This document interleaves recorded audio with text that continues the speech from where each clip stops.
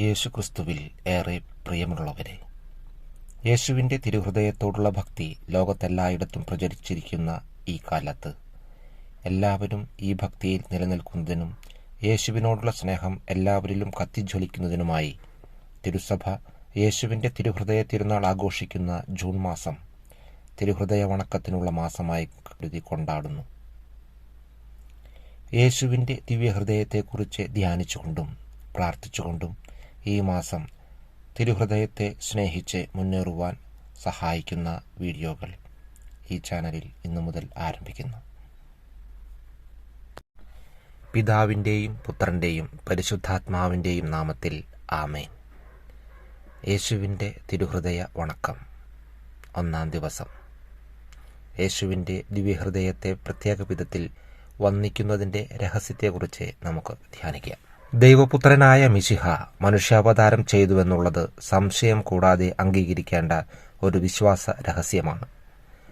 അത്യത്ഭുതകരമായ ഈ പ്രവൃത്തിയാൽ ക്രിസ്തുവിൻ്റെ ദിവ്യഹൃദയം ദൈവസ്വഭാവത്തോട് ഗാഢമായി ചേർന്നിരിക്കുന്നു.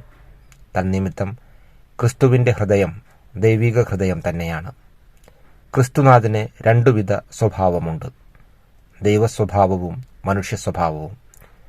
യേശു ദൈവമായിരിക്കയാൽ സ്വർഗത്തിൽ മാലാഖമാരും സ്വർഗവാസികളും ചെയ്യുന്ന ആരാധനാ സ്തുതിസ്തോത്രങ്ങൾ ഭൂമിയിൽ മനുഷ്യർ അനുഷ്ഠിക്കുവാൻ കടപ്പെട്ടിട്ടുണ്ട്.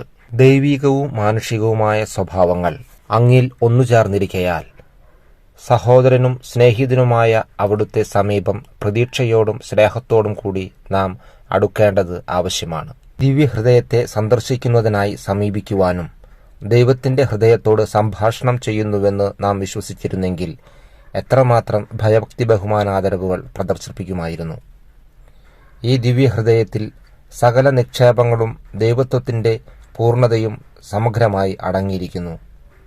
ഇതിനാൽ യേശു മിശിഹായുടെ ദിവ്യഹൃദയത്തെ ആരാധിക്കുന്നത് അത്യന്തം ഉചിതമായിരിക്കുന്നു.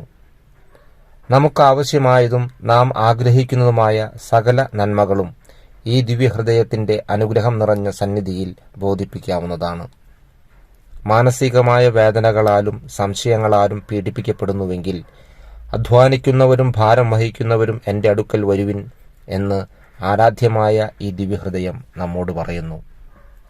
ദാരിദ്ര്യത്താലും നിന്ദാപമാനങ്ങളാലും നാം ഞെരുക്കപ്പെടുന്നുവെങ്കിൽ ലോകസൗഭാഗ്യവും ബഹുമാനങ്ങളും നിസ്സാരങ്ങളെന്നും നിത്യരക്ഷ പ്രാപിക്കുകയാണ് ഏറ്റവും പ്രധാനമായ സംഗതിയെന്നും ഈ ദിവ്യഹൃദയം നമ്മെയും ഗ്രഹിപ്പിക്കും. നമ്മുടെ കുടുംബജീവിതത്തിൽ അസമാധാനവും അസന്തുഷ്ടിയും കലഹവാസനയും കളിയാടുന്നുവെങ്കിൽ യേശുവിൻ്റെ തിരുഹൃദയത്തിൻ്റെ കാരുണ്യം അപേക്ഷിക്കണം.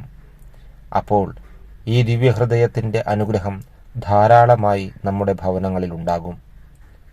വിവിധങ്ങളായ മാനങ്ങളും അനുഗ്രഹങ്ങളും നമുക്കാവശ്യമാണെങ്കിൽ യേശുവിൻ്റെ ദിവ്യഹൃദയം സകല നിക്ഷേപങ്ങളുടെയും അനുഗ്രഹങ്ങളുടെയും ഒരിക്കലും വറ്റാത്ത ഉറവയാണെന്ന ഓർമ്മ നമ്മെ ധൈര്യപ്പെടുത്തും.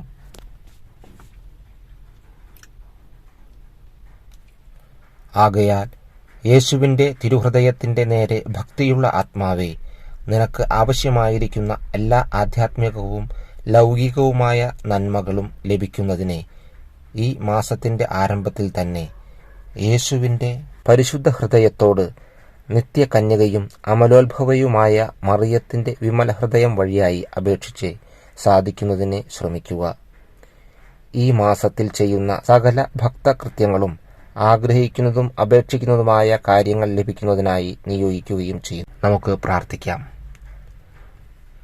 അനന്ത നന്മ സ്വരൂപിയായ പിതാവായ ദൈവമേ, യേശുവിൻ്റെ ദിവ്യഹൃദയം വഴിയായി അപേക്ഷിക്കുകയെന്നും ഈ ദിവ്യഹൃദയം വഴിയായി അപേക്ഷിക്കുന്ന സകലവും ലഭിക്കുമെന്നും വിശുദ്ധ മർഗരീത്തായോട് അങ്ങ് വാഗ്ദാനം ചെയ്തുവല്ലോ. അങ്ങയുടെ അനന്ത പ്രതാപത്തിനു മുൻപാകെ ഞങ്ങൾ സാഷ്ടാംഗ പ്രണാമം ചെയ്യുന്നു. ഞങ്ങളുടെ ജീവിതകാലം മുഴുവനും ഞങ്ങൾ അങ്ങേ ദിവ്യപുത്രനെ അറിയുന്നതിനും സ്നേഹിക്കുന്നതിനും പ്രത്യേകമായി ഈ മാസത്തിൽ വിശുദ്ധ മർഗരീത്തായുടെ മാതൃകയെ അനുകരിക്കുന്നതിനും അനുഗ്രഹം ചെയ്തരുളണമേ.